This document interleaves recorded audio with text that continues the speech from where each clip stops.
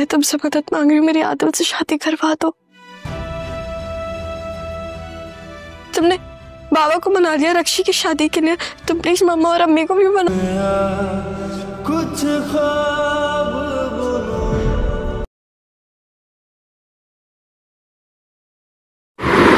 जब ख्वाब बिखरने लगें और अपने ही पराए बन जाएं तो दिल सिर्फ एक सवाल करता है, आखिर मेरा कसूर क्या था। सारा जो सिर्फ मोहब्बत चाहती है, आदिल से शादी करना चाहती है, और आदिल जो सिर्फ सच के साथ खड़ा है, लेकिन दरमियान में आ गई फरहत की साजिशें और शाजिया की नफरत। क्या ये लोग सच में कामयाब हो जाएंगे? क्या वो सारा की ज़िंदगी बर्बाद कर देंगे? और ज़ारा, वो जो हर चीज़ देख रही है, सुन रही है, लेकिन क्या वो सच का साथ देगी या फिर खामोश तमाशाई बनेगी? मोहब्बत की राह में इम्तिहान तो बहुत आते हैं, मगर क्या ये इम्तिहान हमारी कहानी का अंजाम बन जाएगा? क्या सारा और आदिल की शादी हो जाएगी? जी हाँ नाजरीन, आप देख रहे हैं ड्रामा सीरियल जुड़वा की 52 एपिसोड का प्रोमो। इसमें सारा अपनी बहन ज़ारा से कहती है कि तुमने रक्षी की शादी करा दी थी फूफो और बाबा को राज़ी करके, तो प्लीज़ मेरी और आदिल की शादी करा दो अम्मी और फूफो को राज़ी करके। ज़ारा बहुत परेशान होती है क्योंकि उसके दिल में भी आदिल के लिए चाहत छुपी होती है, मोहब्बत छुपी होती है, जो उसने अभी तक एक्सपोज नहीं की। क्या वो कुर्बान हो जाएगी अपनी बहन की मोहब्बत के लिए? आदिल और सारा का रिश्ता हो पाएगा? सच और झूठ की जंग में फंस चुका है अब ये फैसला, और किसका साथ देगी तकदीर? क्या आदिल और सारा एक हो पाएंगे? क्या ज़ारा बनेगी सच की आवाज़, या फिर शाजिया और फरहत की नफरत जीत जाएगी? नाजरीन, होता कुछ इस तरह है कि फरहत और सारा शाजिया के साथ जा रही होती है, तो सारा एक लड़के को देखती है, विकी नाम होता है उसका। सारा उससे छुप जाती है और विकी और फरहत आपस में बातें करते हैं। विकी क्योंकि उसको पहचान लेता है सारा को, तो वो पूछता है, उसकी फूफो पूछती है, सारा की फूफो विकी से पूछती है कि तुम इसको जानते हो, ये तो मेरी भतीजी है। तो वो कहता है कि जी मैं इसको जानता हूँ, सारा या ज़ारा। और दूसरी तरफ हम देखेंगे कि शाजिया जो फरहत और मज़हर की नफ़रत में घिरी हुई है, क्या वो अपनी बेटी की शादी होने देगी फरहत के बेटे के साथ? और दूसरा, सलमा भी किसी हद तक जो है शाजिया की फेवर में आ चुकी है। वो इस चीज़ का एहसास फरहत को, सलमा मज़हर को कहती है कि इतनी कुर्बानियाँ देने वाली बीवी और मुश्किल हालात में खड़ी होने वाली बीवी तुम्हें अकेला कैसे छोड़ के जा सकती है?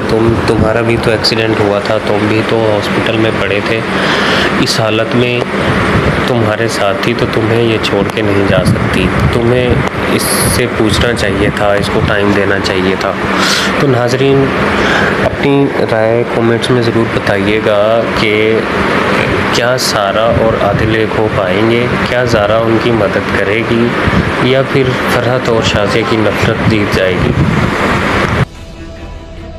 क्यों झूठ बोला? झूठ तो आपने बोला था। आप तो बूढ़े हो गए हैं, आपको क्या याद होगा कि मैंने उससे क्या कहा और आपने क्या कहा? अब्बा जी, मेरा ख्याल है कि हमें अब जाना चाहिए। और देखो ना, बेचारी फूफो का एक्सीडेंट हुआ है, सब उनको ब्लेम कर। फरहत करने जा रही है नया वार।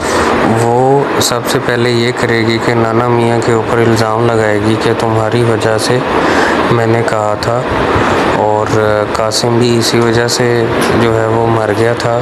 शाजिया मज़हर से जुदा हुई और ज़ारा भी मज़हर से इसी वजह से जुदा हुई। तो नाना मियाँ कहेगा मैंने कोई झूठ नहीं बोला था, ये सब तुम्हारी कहानी थी, तुम्हारी वजह से ये सब कुछ हुआ कि सारे रिश्ते एक दूसरे से जुदा हो गए। फरहत जो है वो ये सब इसलिए कर रही है, ये एक नई चाल चल रही है ताकि अपने भाई मज़हर के दिल में दोबारा जगह बना ले। उसने मज़हर के दिल में जगह बनाने के लिए सारा और आदिल की शादी में भी रजामंदी ज़ाहिर कर दी है। दूसरी तरफ देखेंगे कि सारा जो है वो मज़हर के पास जाएगी और उनको मनाएगी कि मैं अपनी माँ को रोक लूँगी, वो यहाँ से नहीं जाएगी, लेकिन शर्त ये है कि मेरी और आदिल की शादी करवा दें।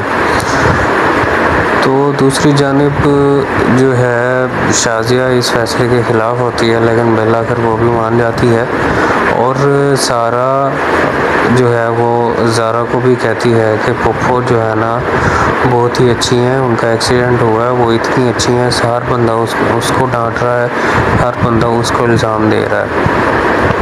वो अपनी बहन को कहती है कि तुमने अगर यहाँ पे रहना है तो तुम्हें यहाँ सुकून से रहना होगा, तुम्हें चाहिए कि तुम पप्पो को कोई बात ना करो।